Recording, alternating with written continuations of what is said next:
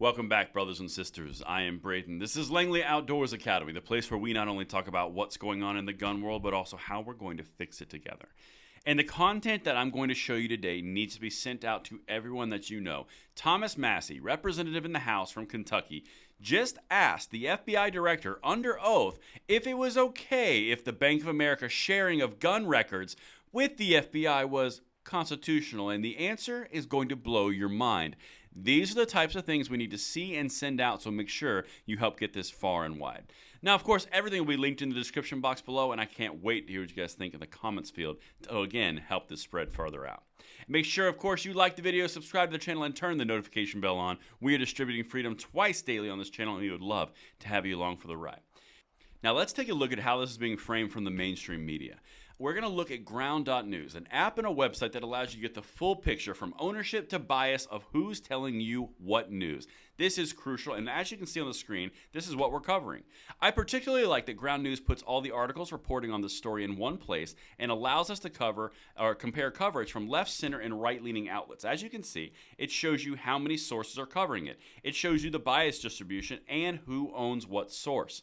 This is an incredibly valuable tool, and if we look to the next one, this is actually one of the articles of it showing you who owns it, which way it leans. This is from Mercury News. It leans to the left, it's high factuality, and it's owned by a private equity firm, Aiden Global Capital. This is a small team that's looking to hold the media accountable, and it's a valuable tool, and to be quite honest, it gives you a lot of insight into who's telling you what. So go to ground.news/Langley to sign up for the free or sign up for the unlimited access for 30% off the Vantage subscription, which comes out to $5 a month. There's a link in the description box below, and thank you to Ground News for making this possible. All right, my brothers and sisters, we got some Thomas Massey clips to walk you through. So who he's talking to is the director of the FBI. This is the head of the executive bureaucracy of the FBI, second only to DOJ, or the Attorney General, Merrick Garland, who runs the DOJ. This is some scary stuff. All right, let's get into the first one because Thomas Massey, again, Republican from Kentucky, does a very good job highlighting how bad this is. George Hill, former FBI supervisory intelligence analyst in the Boston field office, told us that the Bank of America, with no legal process, gave to the FBI gun purchase records with no geographical boundaries for anybody that was a Bank of America customer. Is that true? Well, what I do know is that a number of business community partners all the time, including financial institutions, share information with us about possible criminal activity. And my understanding is that that's fully lawful. It's fully lawful in businesses all the time. Business community partners all the time share information about criminal activity. Skirt! What criminal activity? Because if you'll recall, he was just asked a question about Bank of America sharing all gun owner records and all gun purchase records from Bank of America clients as a whole, not specifically located to a geographic area, which is still bad. This was everybody who banks at Bank of America. Well, from my understanding, it's perfectly legal. Okay. Wait till the third clip I'm going to show you. Thomas Massey ends it masterfully. But let's listen to this a little bit more. There's something else concerning. This is the second clip. Again, Christopher Wray, director of the FBI. Specific instance that you're asking about, my understanding is that that information was shared with field offices for information only, but then recalled to avoid even the appearance of any kind of overreach. But my understanding is that that's a fully lawful process. Was there a warrant involved? Again, my understanding is that the institution in question shared information with us, as happens all the time. Did you request the information? I can't speak to the specifics. Okay, well, we've got an email where it says the FBI did give the search queries to Bank of America, and Bank of America responded to the FBI and gave over this information without a search warrant. Isn't that interesting how a theme is appearing with all the heads of the executive bureaucracies who are in trouble because they're overreaching their bounds? Isn't it odd how none of them know anything and every single one of them has to look for more clarification? And even in things where there's documentation within their own organization, they say, well, that organization in question, Bank of America, they gave us that information, but it was only informational, and it was returned to avoid any sense of impropriety.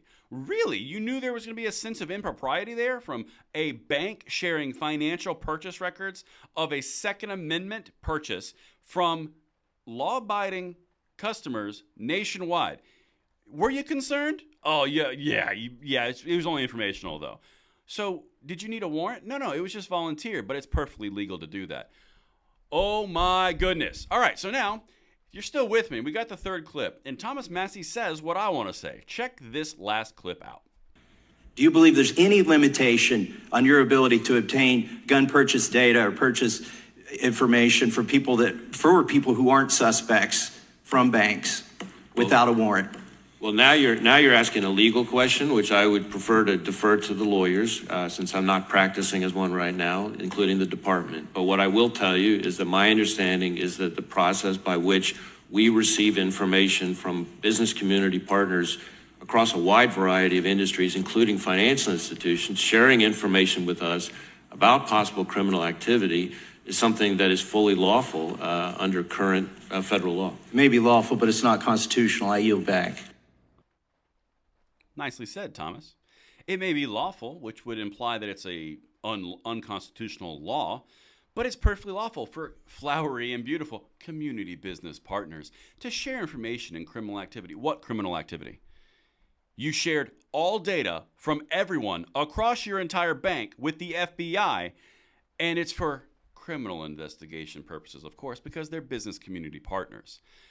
Hey, Director of FBI, is it unlawful or is it not a good idea to be able to seize gun purchase records without a warrant? I'm going to defer to the lawyers.